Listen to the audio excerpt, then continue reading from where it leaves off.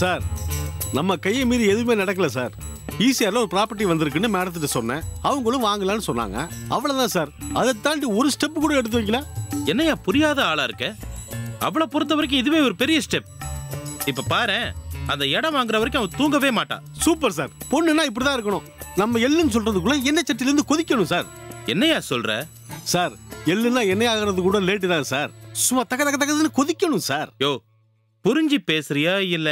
இதுல புரியறதுக்கு என்ன இருக்கு சார்? வாங்கணுங்கிற இன்டென்ஷனே அழகான எண்ணம் தானே. அவ்வளோ பணத்துக்கு என்னையா பண்றது? அப்படி யோசிக்காதீங்க சார். அப்படி யோசிக்கிறது தான் தப்பு.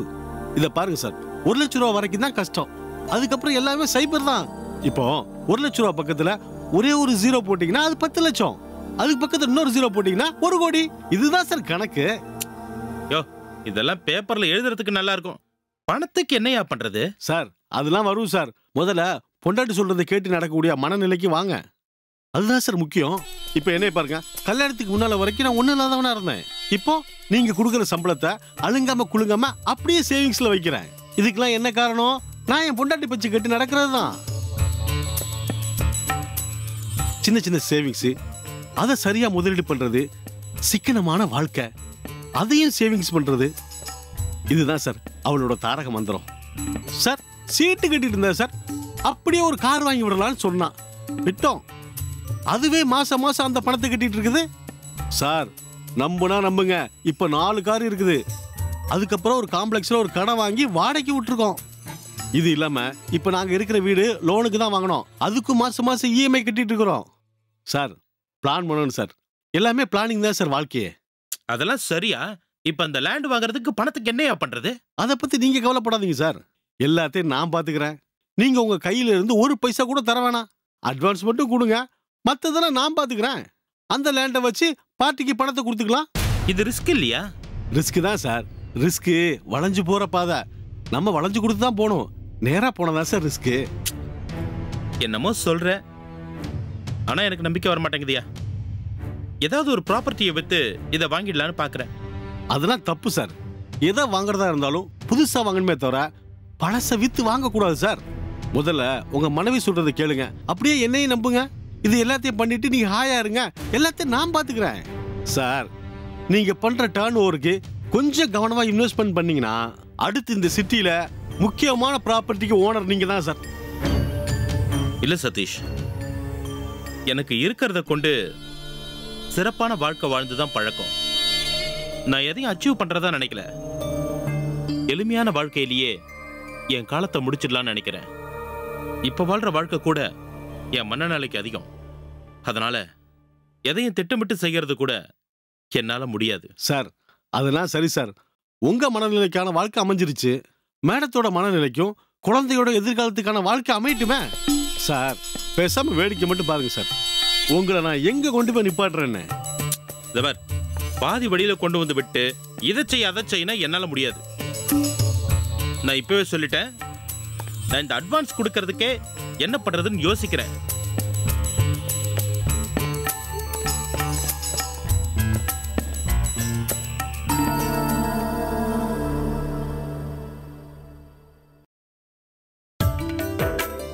என்னம்மா இது?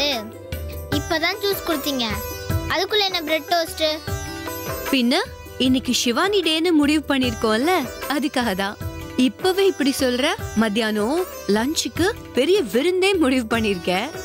வெஜ் நான் வெஜ்னு அசத்த போறேன். அம்மா இதுவே தாங்க முடியலம்மா.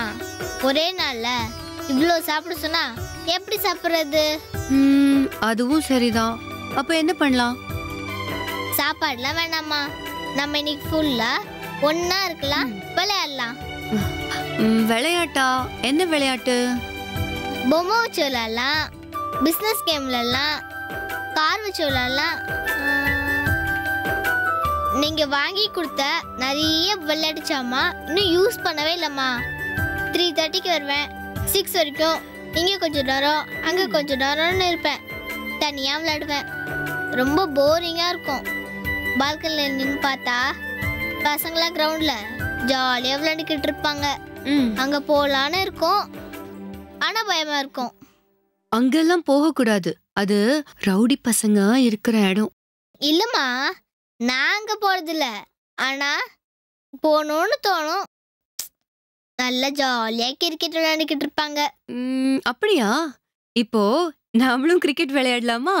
விளையாடலாம். ஆனா நம்ம கிட்ட தான் கிரிக்கெட் பால் பேட் எதுவுமே இல்லையே. அப்போ ஒண்ணு பண்ணலாம். கிரிக்கெட் பேட் பால் எல்லாம் வாங்கிட்டு வரலாமா?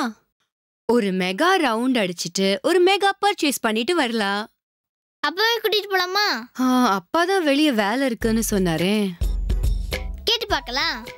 அப்பா, நீங்க நானு வெளியே போய் எவ்வளோ நாள் ஆச்சு. இன்னைக்கு போலாமா? சரி. ஆனா நான் கேட்க மாட்டேன், நீ தான் கேட்கணும். இப்ப எப்படி மிரட்டி கேக்குறேன்னு பாருங்க.